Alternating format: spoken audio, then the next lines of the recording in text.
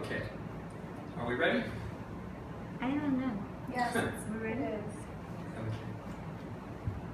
Okay. Once again, my name is Cliff Wallshein, and John Baker had asked me to fill in for him tonight. We've been studying the book Cutting Through Spiritual Materialism by Chögyam Trungpa, Rinpoche.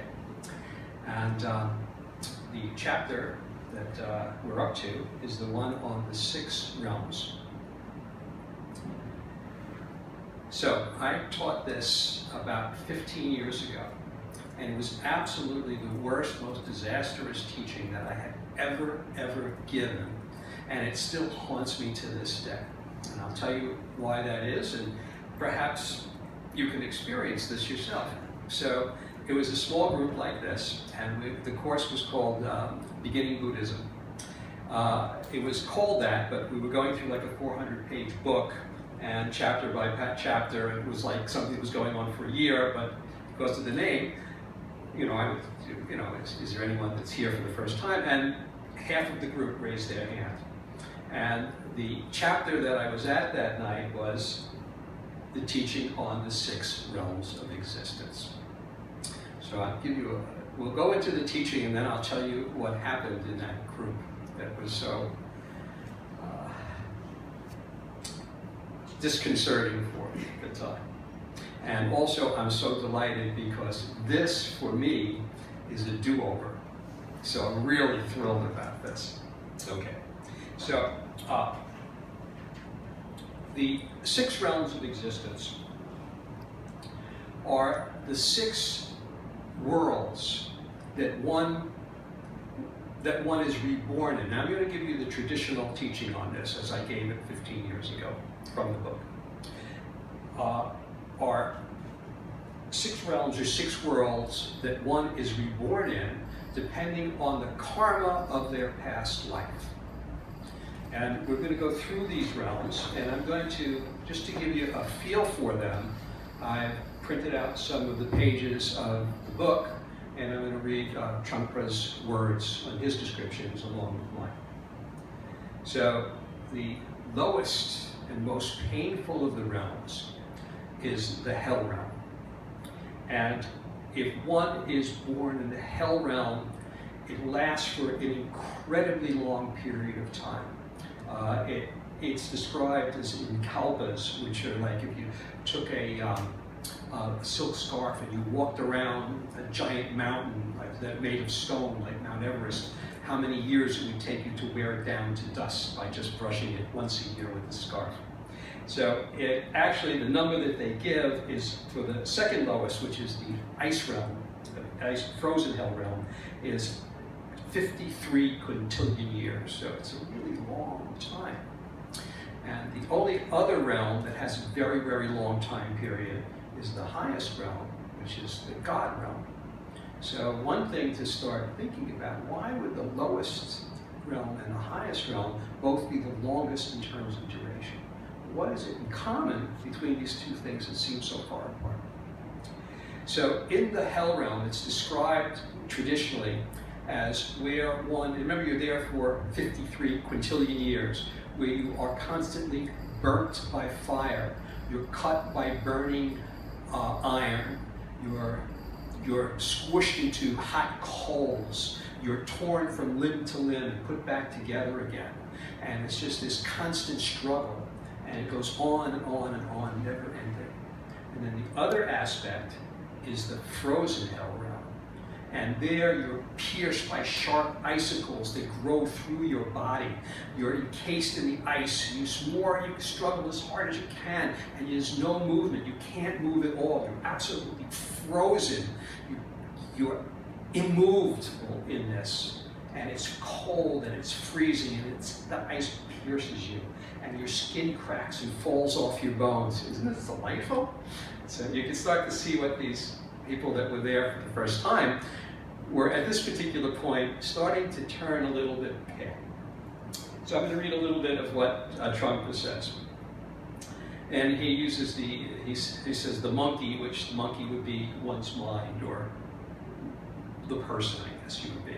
We're not a person in these realms, but what we would be, this mind of ours, this mind continuum, is what he's referring to as the monkey. The monkey's experience in the hell realm are quite terrifying and horrific. He finds himself walking through gigantic fields of red-hot iron, or being chained and marked with black lines and cut apart, or roasted in hot iron cubicles, or boiled in large cauldrons. Ooh. So that's the hell realm. When things get a little bit better and you start to wear your karma off in the hell realm, you then rise to what's known as the realm of the hungry ghost. And the hungry ghost realm is called the Rinpoche. Now the hungry ghosts are these mythical creatures that actually, in the scriptures, live there. You can't see them. The normal being can't see them because they don't reflect light. They're in like a different alternate kind of vibrational universe. And they're described as these creatures. In fact, you can hold that up to the camera for a second, just to get an idea. This is just a picture of how these realms are represented, and we go through them. So the hell realm is on the bottom, and it's opposed on the top by the heavenly realm. The realm over here, again on the bottom, is this realm of the hungry ghost.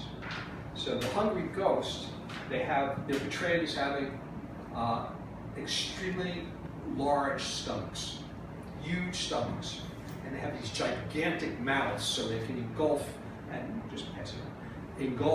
and eat all kinds of foods. But they have these long, skinny, pencil-thin necks that are like a third their body length. And they're so skinny that they can chew and eat and gobble food, but they can't swallow enough to ever fill up their stomach. So it's a realm of desire, it's a realm of wanting.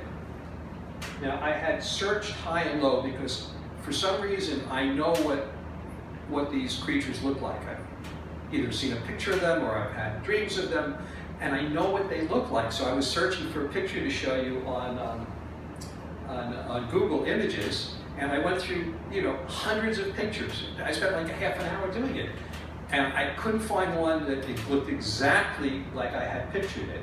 I don't know why, but I found this one which was pretty close. Okay, guys, no, it's a tough crowd here tonight. This is really more of a picture of how they're portrayed, kind of like how I described it. So, this realm is characterized by want and by desire. And by the way, if anyone has any questions or any comments or anything to say at any time, don't hesitate to stick your hand up or just shout out or say something. I welcome it. This is not this is to be interrupted at any time. And I do want to have some time for questions and answers later. Okay. So let's see what Trungpa says about the hungry ghost realm. The hungry ghost may see in the distance a huge fruit tree, but as he gets closer to it, he discovers that it is barren, or someone is guarding it. Or the monkey may fly to a seemingly lush and fertile valley, only to find it filled with poisonous insects, rotting vegetation.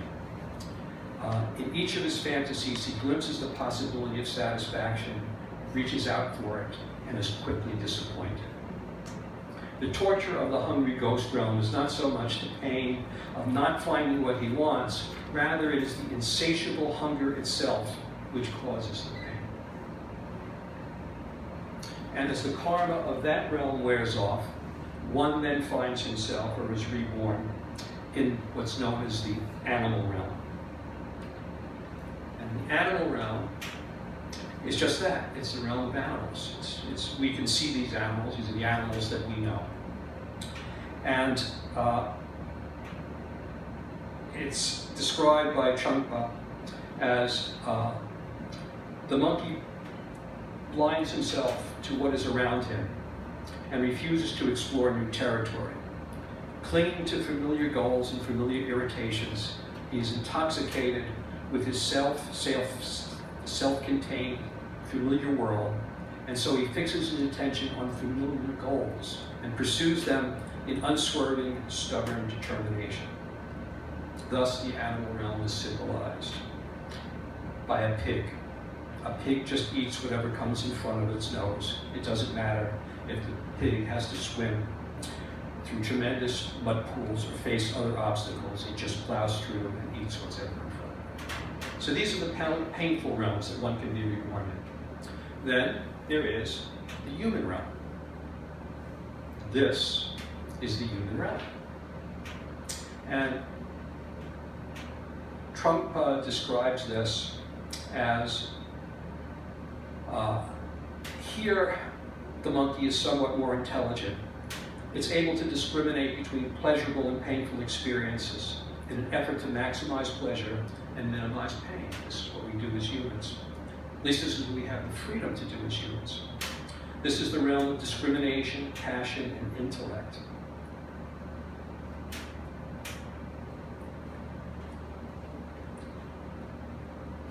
She's plagued by wants, by illness, by old age, death, and frustration, and problems of all kinds. Pain is a constant companion to her pleasures. So she begins quite logically to deduce the possibility, this is the human realm, of heaven and complete elimination of pain and achievement of pleasure. So the human realm, we can imagine and think of higher realms. The animals and the hell realms can't. They're locked into that. We have the ability to see backwards and forwards. The next realm, the second highest realm, and this is the second of the three pleasure realms, is the realm of the demigods or the titans. And these are incredibly long, there's incredible competition in this. They are pictured in the Wheel of Life as shooting arrows at each other and shooting arrows up towards the gods, because it's a realm of fighting and competition. It's a constant struggle, this is what Trungpa says to describe it, a constant struggle to achieve perfection of some sort. The monkey becomes obsessed with measuring his progress by comparing himself to others, always fighting, always ambitious, always looking for gain. And then finally, there's the God realm. Again, the very long-lived God realm. And this is where everyone wants to be reborn. This is where if you gained enough merit through your lives, many, many lives, over and over and over again through the realms, one hopefully, maybe, ends up in the God realms. And it's described by Trungpa as figuratively, the bodies of the gods are made out of light. They do not have to bother with earthbound concerns. If they want to make love, just glancing and smiling at each other satisfies them. If they want to eat, they just direct their minds towards beautiful sights which feed them. The monkey discovers he can go beyond just sensual pleasures and the beauties of the God realm. He realizes he can achieve purely mental pleasure, the most subtle and durable of all. The monkey may have achieved a temporary harmony and peace and bliss through seeming union with his projections. But the whole thing is subtly fixed, a closed world. It's not permanent. As beautiful as this is, eventually these gods burn up their karma. It takes a very long time. And when that happens, they fall.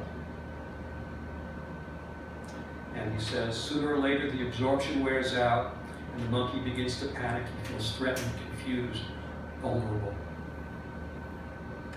He plunges into the realm of the jealous gods.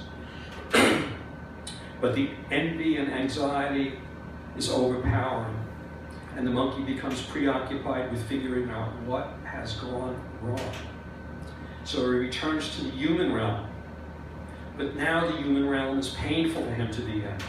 The continual effort to figure out just what's happening, what has gone wrong, just increases the pain and confusion.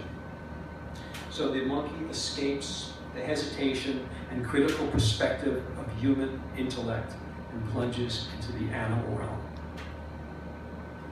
monkey fantasizes about enjoying the God realm again, but the satisfaction derived from the fantasy of fulfilling his hunger is brief, and he finds himself hungry again. And this hunger drives him down into the realm of the hungry ghost.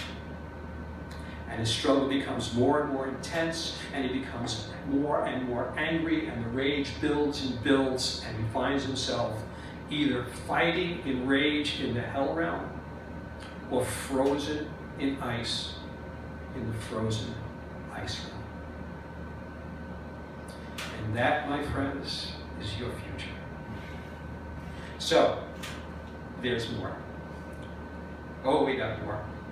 So, I had these 6 people that never heard anything about Buddhism listen to this description. And as I went on, I could see them turning a lighter shade of pale. I could see the look of a dazed look in their eyes, and I could see them sliding off towards the exit ever so slowly. And this is where I had finished the talk. And we usually have tea afterwards, and they were heading for the door. And I tried, would you like to have a cup of tea with that? And it's, just to say something. And it was like, no, we gotta go. And then one of them turned to me and says, do you really believe that crap? And I looked at him, and I had nothing to say. And for 15 years, I've been thinking, should have I answered that question?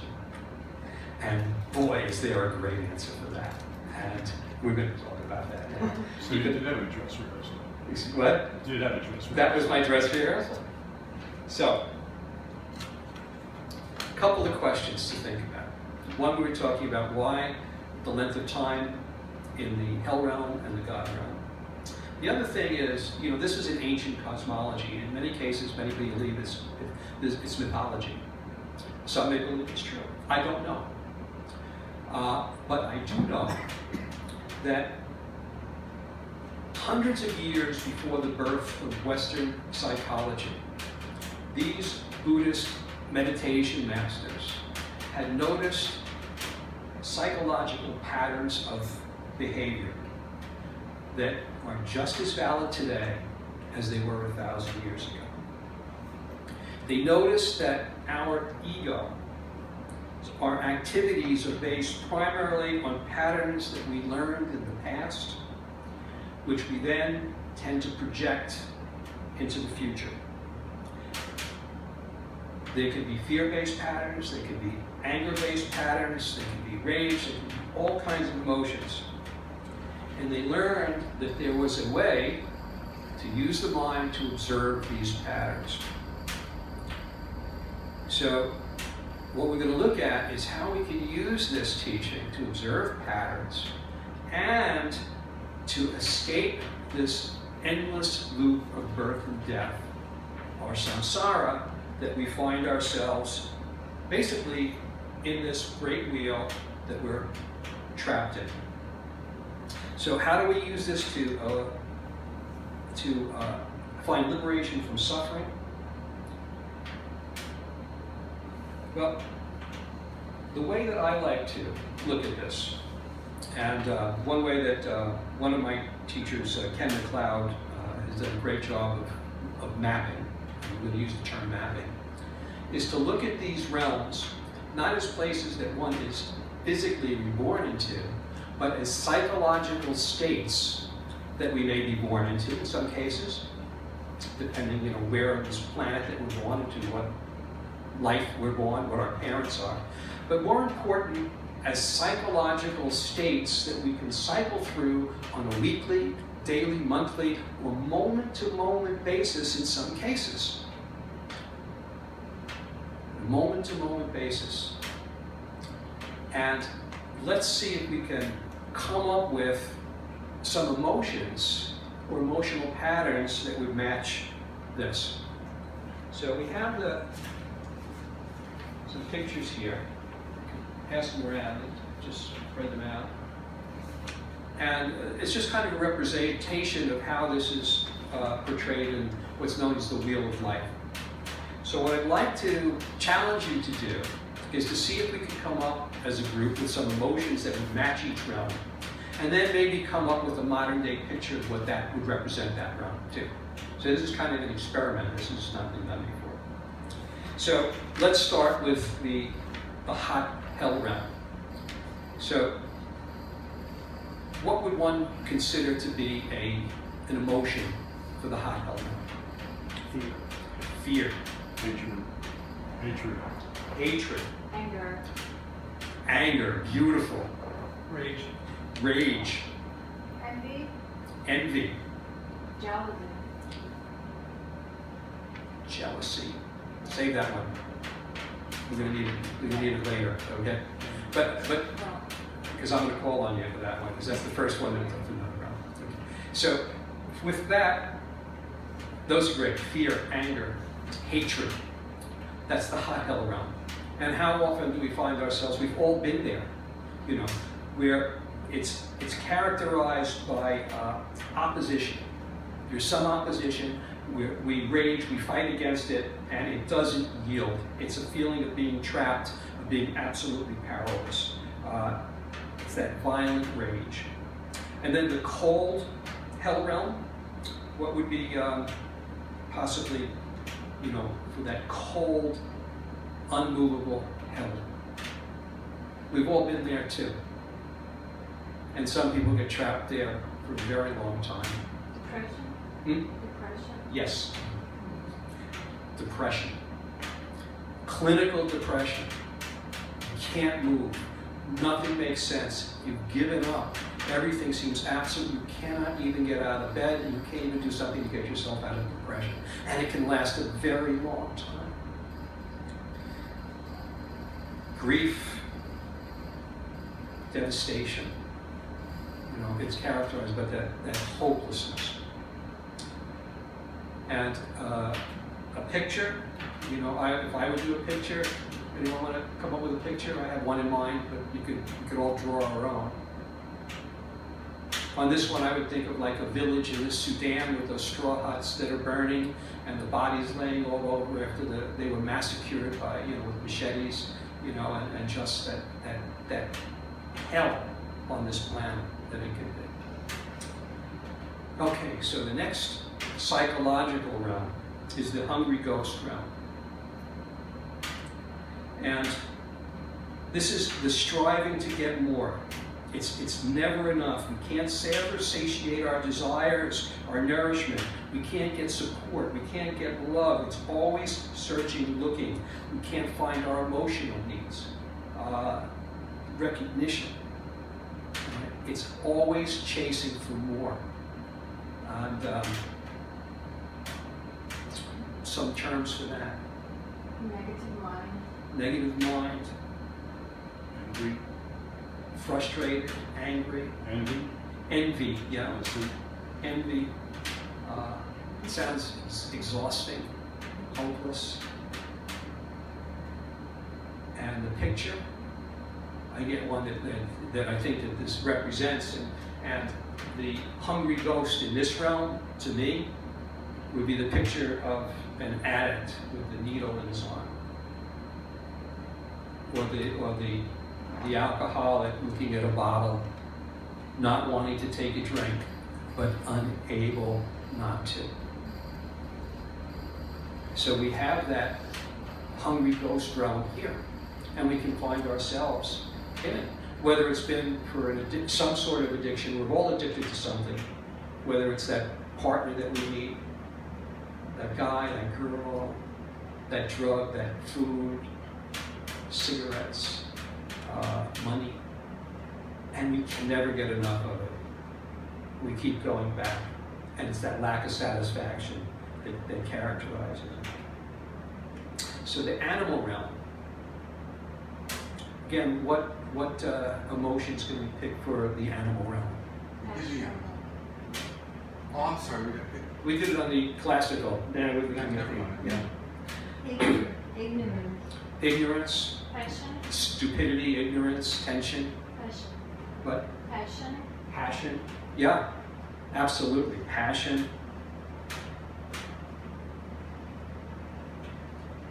And also confusion. Animals are confused. They're kind of stuck in what they do. What about boredom? Boredom.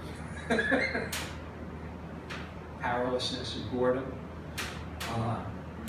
And the picture that I get, and I think that this is, in the animal realm, I would say that what we experience that is, for me, when I've been in the animal realm, when it's just 9 to 5. I gotta go to this job I don't want to go to, but I have to go. I get my briefcase, I get on the train every morning, I come home, I'm exhausted, I sleep, I get up again and do it. It's just paying the mortgage, paying the bills, just working, little joy. It's just driven like an animal. It's also reactive. So, like, if I perceive a threat, I just run away. I don't think about it. I don't look to see if it's really a threat or not. But it's like being in a pinball machine, just bouncing off the world without any reflection whatsoever. My dog hears a noise and barks. Barks, barks, barks. It doesn't care. It's the same delivery guy day after day. He's invading the space, not just bringing the package that I ordered. It's driven. It's a lack of choice. Absolutely, thank you. And then the human realm.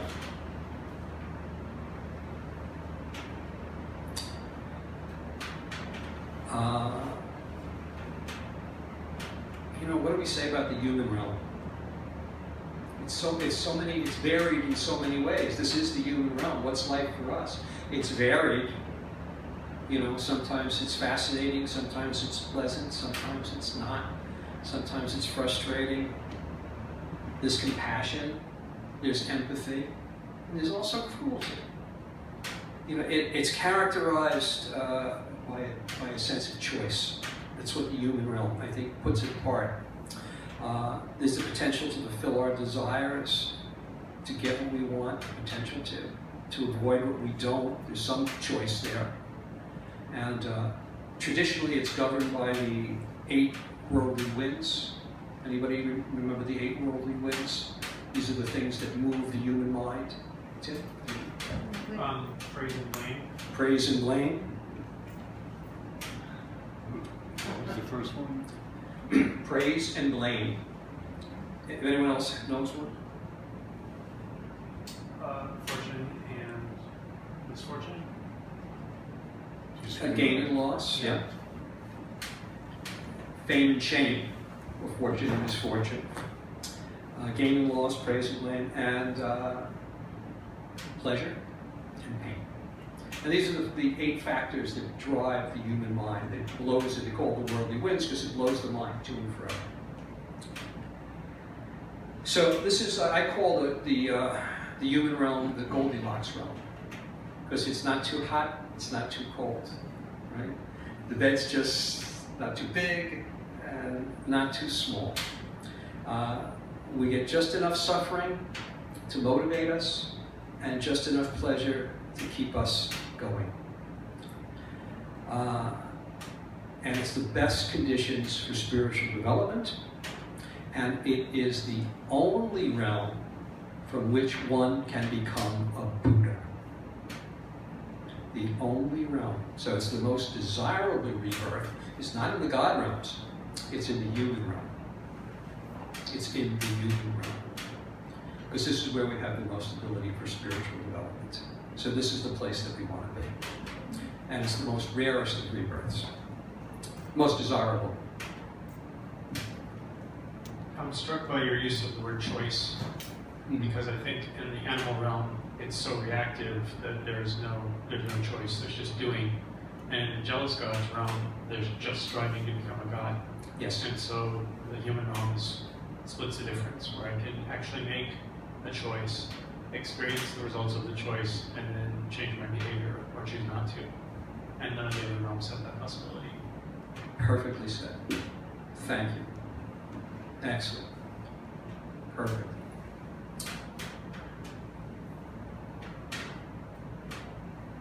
So I was going to ask why, and that's the answer. Wonderful. Thank you. Okay. Trungpa says, it is the human realm that the possibility of breaking the karmic chain or the circle of samsara arises. The intellect of the human realm and the possibility of discriminating action allows room to question the whole process of struggle. And then as we go up into the next realm, which is the demigod realm, we have that fighting, so I'll throw some words out. Impatience, jealous, this is the demigod realm. There's a feeling of inferiority, inadequacy, driven, envy, challenged, determined. And did we say jealous? We have the jealousy part? And now the jealous, okay. Because they're jealous of the gods. So in our world, what would be the equivalent of this? And for me, I think it's like, you know, when you go to a really wealthy neighborhood and you've got these 5-acre estates and all the fancy cars, you know, this is the upper echelon executives. These are the top of their field doctors and lawyers and surgeons.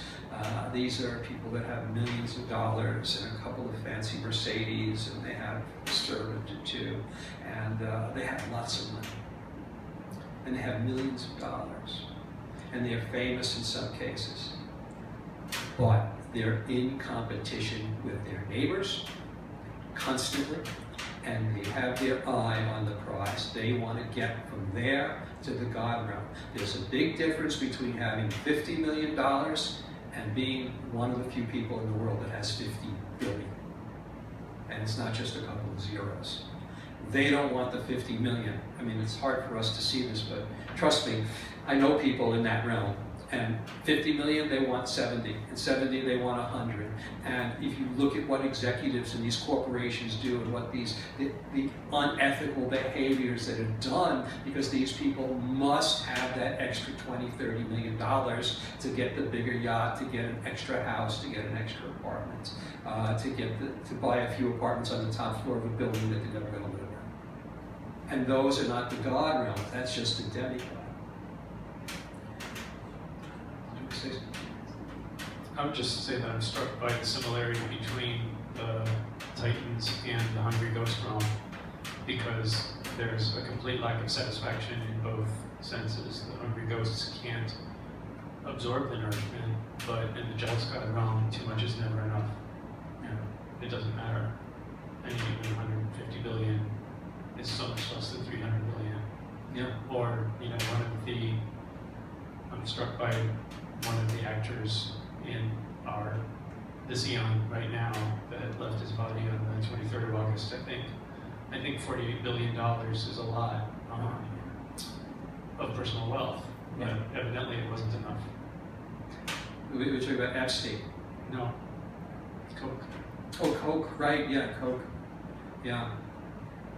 Yeah, and let's use Coke and Epstein for the next realm, for the God realm, because that's in the billions, okay? And there, the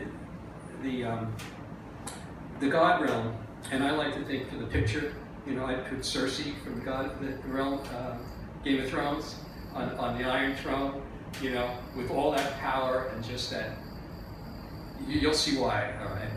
So let's look at the God realm. And today's gods, I would think we'd be talking about like a Russian oligarch, like a Putin, like a Bill Gates, like a Warren Buffett. Now the bad and the good. All right. But it's just that these people have so much unimaginable wealth, houses all over the world. Maybe Buffett's not a good example, but houses, estates, thousands of people that work at their beck and call. They can be with anyone they want just by picking up a phone. They can get rid of or not be with anyone they want just by saying it, and that's gone, just by wanting it to happen. They can own islands, they can own private jets, there's no place they can't go, be, do, no man or woman they can't physically possess. It's it's like being a god to have this kind of power.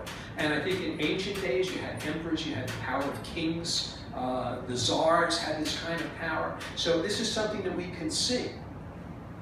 And getting back to, why so long a period of time in the hell realm and in the God realm? Anyone come up with an answer to that? The two things in common. We got the two things in common between the animal and the demigod. So what's in common that would create such a long period of time? What's in common is a total obsession with a sense of self. When one is in rage or in deep depression, all one thinks about is themselves. They can't think of anything else. It's self, self, self, self, self. In the demigod range, at least they're thinking about the gods, or they're thinking about in the God realm, it's just me. No one has the power that I have. No one is equal to me. I am above everything else, and everything that I think and do is about, of course there's exceptions, but this is, an iconization of it. And so it's when we think about ourselves, how does time feel? It seems stretched, doesn't it? It seems to go on longer the more we think about ourselves. And we're not thinking about us, we're thinking and doing for others, we're playing, we're in a flow of a game, of a conversation, our mind is not on ourselves at all. Time seems to fly. So that's why the length of time is so long in those two realms.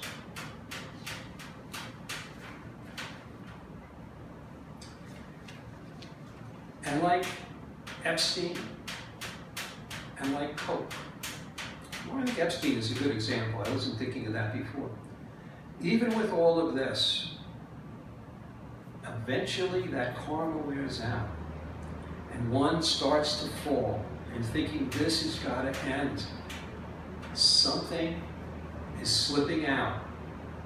I'm going to fall back down, and then there's that fear of losing it and never gaining it back, and that whole cycle starts to fall, as Trungpa described it, from realm to realm to realm, finally ending up like Epstein, the fall from the God realm, and almost overnight into what for him was an absolute hell realm. Think of what that mind must have been like.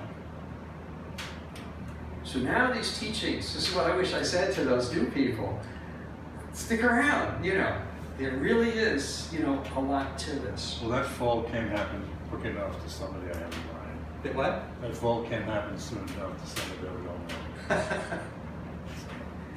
Well, if you use his picture on this the next time, all right? So, all right, I know what color hair he has. So I had a question. So you Yeah, mentioned yeah. that it takes. Oh, sorry. Like, Turn the button on the bottom, make it green. I have a question. You mentioned that to move from one realm to the other, there's an accumulation of karma. In the sense that, unless if I'm wrong. So to go from the lowest realm of hell, somehow through the eons, you build up enough karma to move on to the hungry goes to the upper realms, and in the top realm is referred to as the God realm, and there's certain cultural connotations to these terms, karma and God, that portray the God realm as something very positive and good. Yes. As opposed to Epstein and Coke and these Trump, I think you're mentioning, that because of that, kind of, makes me not quite understand this progression. Yeah. And then the fall as well. Yes, I see. Anybody want to have a thought on that before I jump in on it? Tim? I don't want to hug the mic, but I have two responses to that. Please, yeah. One of them would be the use of the word karma. I think that karma, my understanding of karma is that it's simple cause and effect. And so what one needs to accumulate to get out of the lower realm is merit. And so when one chooses wholesome actions, one accumulates merit, and one chooses, not in the sense of like estimated green stamps, but positive actions tend to move one forward. So I don't think that karma can be accumulated because I see it as a process, but merit can be accumulated. And the other thing that I wanted to suggest is that it's interesting that we can all pick out our favorites, but it seems to me that there's a categorical difference between Epstein and the Koch brothers, who are very powerful, but they seem to be unable to experience pleasure. They seem to be unable to experience the power. They need more. And I don't know them personally. I also don't know Bill and Melinda Gates or Warren Buffett. But on the other side of that fence, they seem to have a great deal of power, and yet they're acting in the world in a way that some people view as positive. They seem to be satisfied with the amount of power they have in a way that the other team doesn't. Yeah. Yeah, they're just examples, and there's a perfect example. It's just ideas that are just trying to get an image so we can understand this. So, the question that you had, it's slipping my mind because I wanted to address what you said. So there were 2 points to it. One was about the idea of a God, like isn't a God what we really want, right? Isn't that like the best thing? And the other part of it was about karma. What would you say about the karma? Well, also because the connotation that karma is good, and if you build up enough karma, you can move up to a higher realm, and Right. like for karma to run out, didn't really make sense. Well, there's good karma and bad karma. Could you give me a picture? Arguably, good karma to go to the God realm. Yeah. Okay. Maybe bad karma to bring you back down. Okay. So there's 2 ways to answer that. All right. Again, we're talking about psychological states, which we flow in and out of, rather than actual people being in certain things. Bill Gates is not a god, neither is Buddha. Okay. We're just using examples that we can relate to. But let's talk about a God. When we just passed the exam, we got the highest grade in the school, we just got a promotion, and the most beautiful girl in the world said, or guy in the world said, I want to marry you, whatever it is. I mean, we're feeling like we're a God. So it's just a feeling that we can have. So as a psychological state. Now, as a spiritual state, this is this wheel of samsara. It's not the wheel of life, it's the wheel of birth and death, all right, and psychological birth and death. And we're trapped in this wheel in terms of Buddhist thought because we're stuck. We keep going around. You go up, you go down. You get that promotion, but a year later, you're not satisfied, you're bored, you want more, you're back in the hungry ghost realm, you're here, you're in that realm. You're always bouncing around. No one sticks in any place. There's no ground in this. It's a wheel, it's constantly turning. So no matter what joy we have, there's always an underlying feeling it's not going to last. That's the idea of the God realm. It's going to slip out from underneath us. There isn't any real satisfaction, all right? There's no escape from samsara or suffering, death, sickness, and old age in this wheel.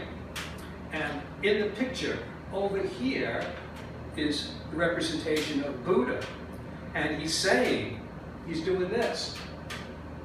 He's pointing over here. He's saying, it's not in here. It's not, you got to get out of the wheel to be liberated from the suffering. So that's the idea of why the God realm isn't the place that we want to be. And the human birth, again, psychologically, is the place that we strive for. And we're going to do something called the dedication of merit at the end of this, and I'm going to explain it in a way that maybe you've never heard before, okay? Or thought about. So, the idea of karma, in terms of the psychological states, karma is not in any way meant to be taken as faith. If I say something, I'm saying my own thoughts and my own understanding. I don't know exactly what other people teach here. All right? Karma means action, and it means intentional action. So if you step on a bug, without knowing it, because you're walking through a field and you kill the bug, you don't get the karma of killing. all right? But if you intentionally kill a mouse because you felt like ripping it apart and burning it, you get the karma of killing, all right? Because it's the intention behind it, it's not the action. And because it's created by intention, it doesn't ripen in physical items. You don't do something good and win the lottery. You just check it around. You know, people do lousy stuff all the time and get all kinds of money and stuff by doing it. You know, these are called criminals, you know.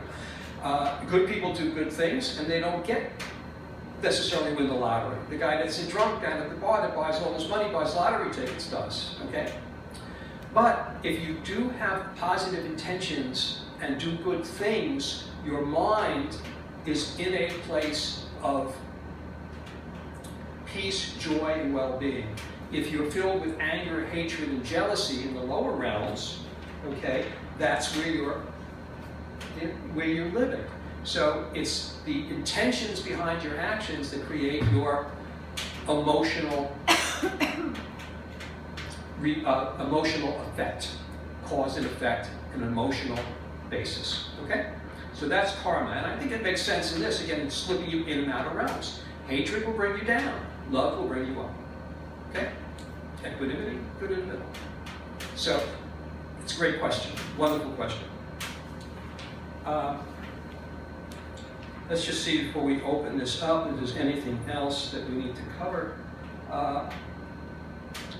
So, how do we use this?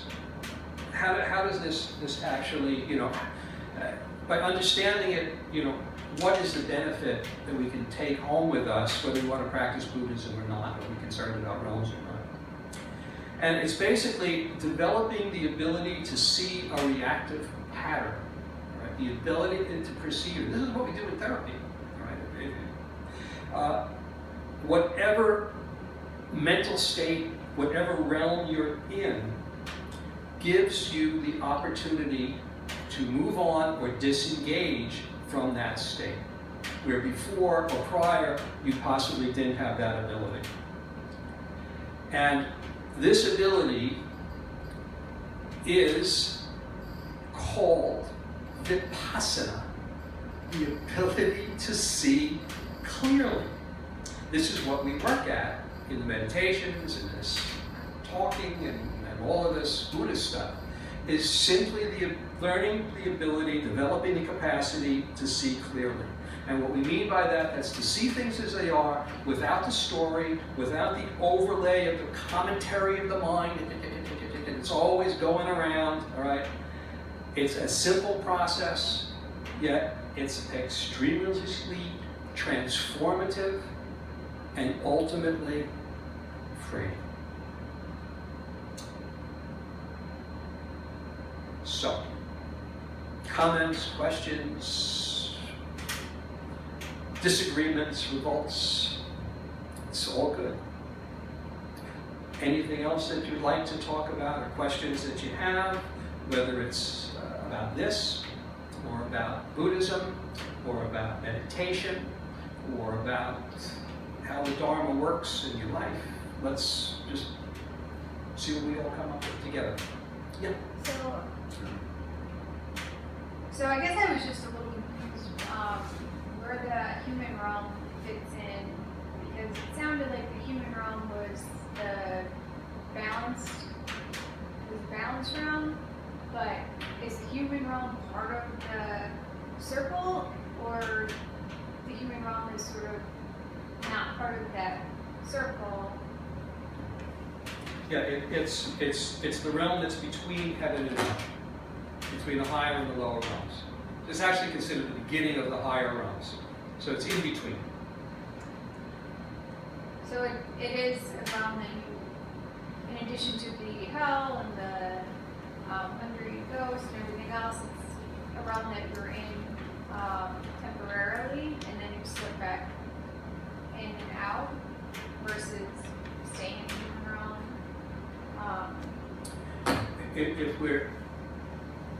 If we're talking in the traditional, literal sense of the certain scriptures, these are written about as actual places that one is reborn into. I'm just saying what that description is. So in that case, you'd be born into the human realm for anywhere from a short period of time to 80, 100 years, maybe 110 maximum. That's as long as the body lasts. And then you're no longer in the human realm.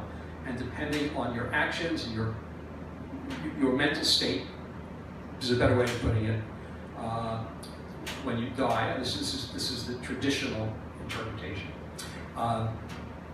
You would go into the bardo, and then you would be reborn either in this realm for another lifetime, or you would be born in one of the other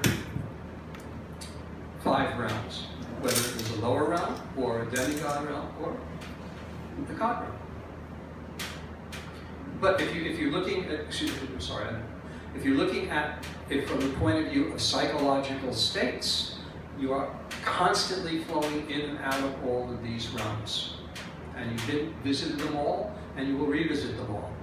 So the idea of the map is to, this is how I think it can be useful for you. With the idea of the map, you pause. Right? You would look, what realm am I in? Because now you have a map. I'm in the realm of the hungry ghost of desire, and I'm just striving after this, and I can't get it. That's where I am. So you pause. You take out your map. If you see on any map, to read a map, you have to know where you are on the map to figure out, you're going to go north, and then make a right around the mountain. But if you don't know where you are, you can't figure out how to get to where you want to go, right? So I want to get back to the human realm. What do I need to do? Take a deep breath, relax, see that this is oppositional, see that this is desire, think about what it's like to be in the human realm, imagine the picture of family and this, and you pause, you let the cortisol drain from the body, and do that. If you're caught in greed and working and striving, and you're burning out, take the map out. I'm in the hungry ghost realm. Or, I've been just on such a high, I've ignored my family and my friends, I've been a real, bastard or a bitch or whatever, and I've just been treating everybody lousy because I'm in the God realm, and I better start doing that, because otherwise the fall is really great. So it's a map, psychological map.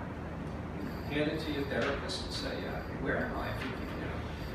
But so you can look at it. I'm saying, I'm offering this as the way that I taught it 15 years ago, and the way that I'm looking at it today, that I wish I had expressed that.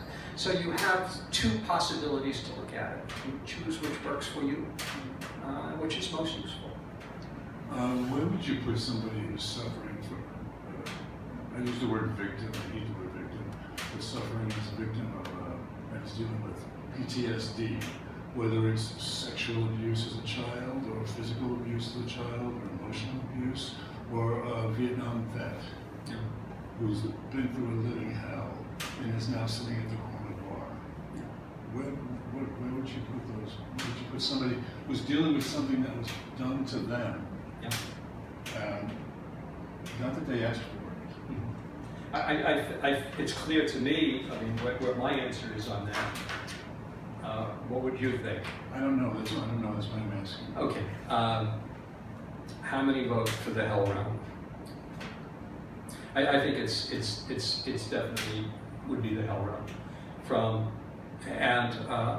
That's my generation. I know people, and it's not Vietnam. It's also Iraq, and it's going back and forth between the hot and the cold hell. From just let me sit at the bar and don't talk to me, and I don't want to talk to anybody, till episodes of rage and fury and anger and acting out, and feeling, in many cases, just fighting against something that resists you, that you cannot break through. It's a horrible place to be. And if they're not hurting anybody, they're just living in fear. If they're not hurting, they're not hurting others, they're living in fear. And characterized by fear. Sure. Fear of the visions of the explosions and the fire and death and the unimaginable terror. Of course, it's horrible. So, as a recovering Catholic, I was raised Catholic, and I rejected it decades ago. Yeah. It's just, I can't help but think it's a condemnation. Well, you know, see, the thing is with this, it's not, there's no, with karma, there's no punisher. There's no one that keeps track of it. It's cause and effect, and the intentions and the causes and the actions are our own thoughts. There's nobody outside that does this to us. It's totally an inside job. So we have placed ourselves, and again, not by choice, all right, but by circumstance. It's the thoughts. Without the thought of these things, there's no problem for anybody. It's all of this is just the creation of the mind. So it goes back to seeing things clearly and gaining merit and changing patterns within oneself. Observing patterns. Observing. And once you see them and you can take the responsibility, all right, that you are the creator of that, then you have the freedom to do something.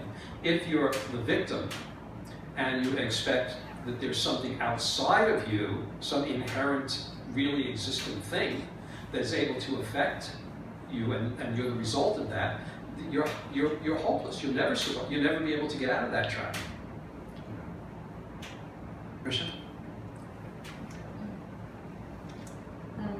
That's great talk. Thank you. The important thing I think the overview here is unique. As a Sangha here, with people who practice the Dharma, who are lucky enough to live in the human realm where they actually met a teacher, they have a body, and their faculties are functioning properly. But even so, even though we have been extremely fortunate to meet the Dharma in this life, even so, when we practice awareness in post-meditation, we can see every second how we're going from one realm to the next, the psychological ways that our mind works. And we can see how easy it is to really blow it, even though we've been given this great opportunity in this life. And we don't know at the end of our life, judging the way the bardo is described, where we're going to land after we die.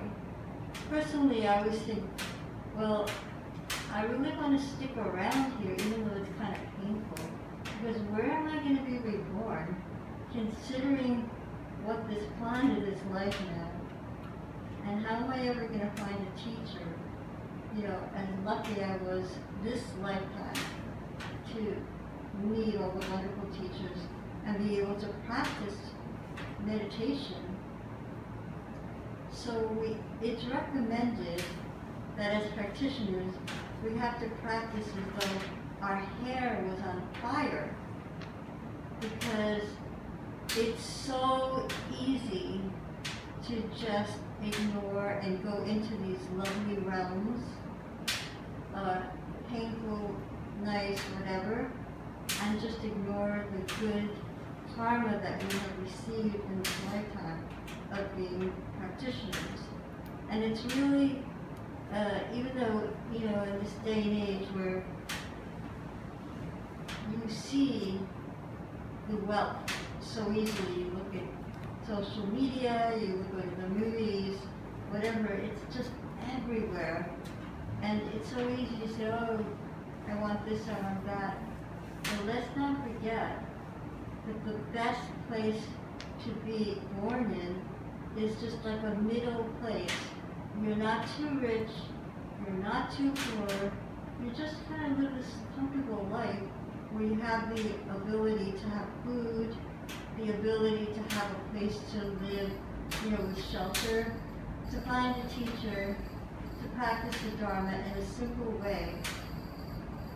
And the reason that's so important is for personal growth, but also to answer your question. Also, that when we meet someone who's really suffering, and mostly everyone we meet is suffering, some worse than others, we then have the ability to work with that energy. Even if it's not, we think, oh, this person's hopeless, we could still do something to help them. And that's why we're practicing. We're not practicing just to fixate on ourselves. We're practicing so that we can really be of benefit to all sentient beings and a benefit to the planet that we live on. That's the bottom line. And even though all these realms exist, we have to remember that every single human being, or every single sentient being, anything that's alive, possesses the Buddha nature, that Buddha golden quality in our heart of the enlightened seed. And it's up to us to work with ourselves in a very genuine way, and up to us to then look out and see what we can do in a skillful way to help other beings. Even if it's just smiling at someone or saying to them, hey man, I see the good quality in your heart, or something like that. Just simple things or big things, whatever we do in this life. That's the human realm. And as practitioners, we must take a higher view, because like in the other religions, like let's say Hindu religion, but I don't want to disparage the Hindus, but you know, in other religions you could say, well, that's their karma. You know, there's a beggar on the street. Well, that's their karma, because in a past life maybe they did this and that. And so we're judging them, and we're looking down on them. But as practitioners of the Buddha Dharma, we look at someone who's suffering, whether, no matter what realm they're in, even if they're in the God realm, and the richest person in the world, and we develop loving kindness and compassion to them. And that's the beauty and the intrinsic quality of the human realm, that we can actually do that. Thank you.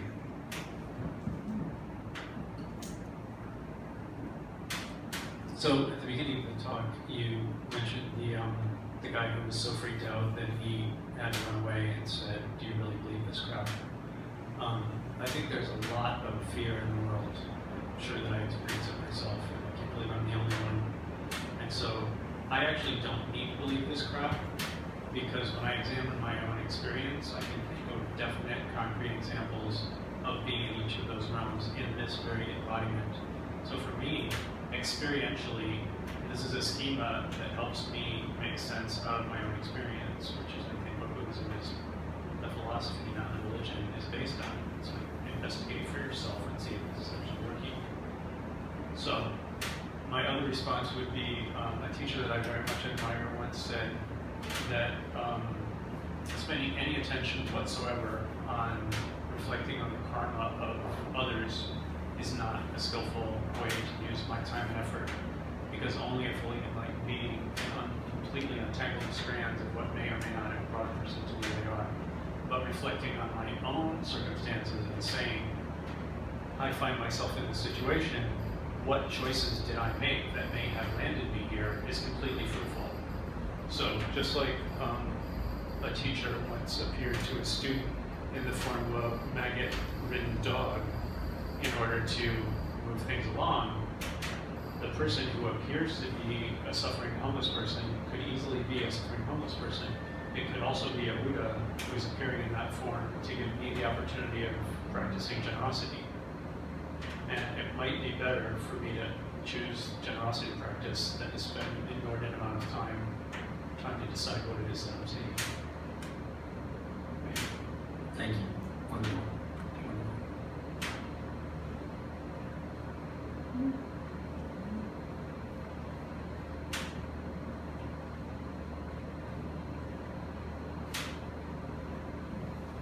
Are you familiar with the term spiritual bypassing? Yeah. But for those of you who may not have heard the term, it's basically when one uses emptiness to suppress one's neuroses. There's no resolution or healing of them. And so someone who's stuck in spiritual bypassing, basically, I mean, even though they think they're enlightened, basically they've created this super ego. So this makes me wonder if this might be an example of the God realm. Yeah. Excellent example of it. And even I'm the best meditator.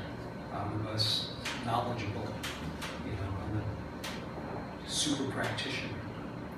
I'm a great teacher. Sure. And a place to fall from. Thank you. Thanks.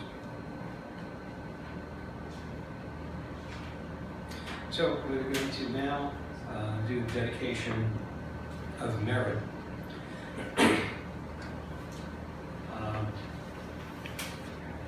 Maybe I'll say for the next time the meaning of and how it. It's kind of. We'll say for the next time how this. Well, it's easier just to say.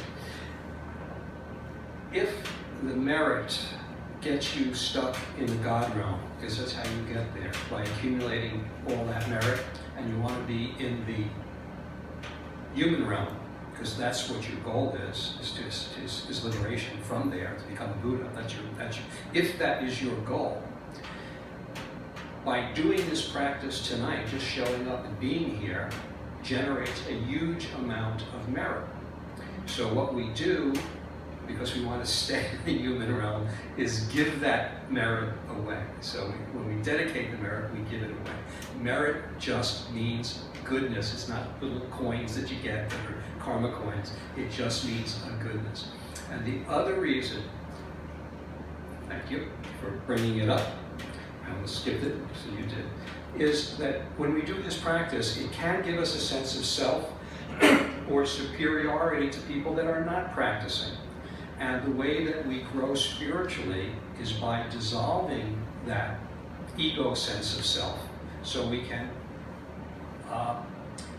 dissolve it so we can be what we are, that oneness, that Buddha nature, and that's hindered by the self. So by giving that goodness away, we're saying, basically what this translates to, and I'll just translate it in my own words, or the words of my teacher. Goodness comes from this practice now done. Let me not hold it just within me, but let it be known to all, so it may bring happiness, freedom from suffering, peace and ease to all beings throughout the 6 realms and the 10 directions without exception.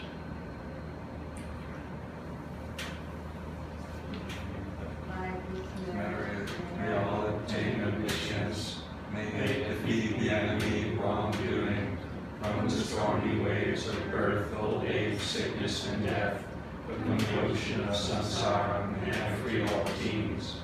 May the confidence of the golden sun and the great east, may the lotus garden of radiant wisdom bloom, may the dark ignorance of sentient beings be dispelled. May all beings enjoy profound, brilliant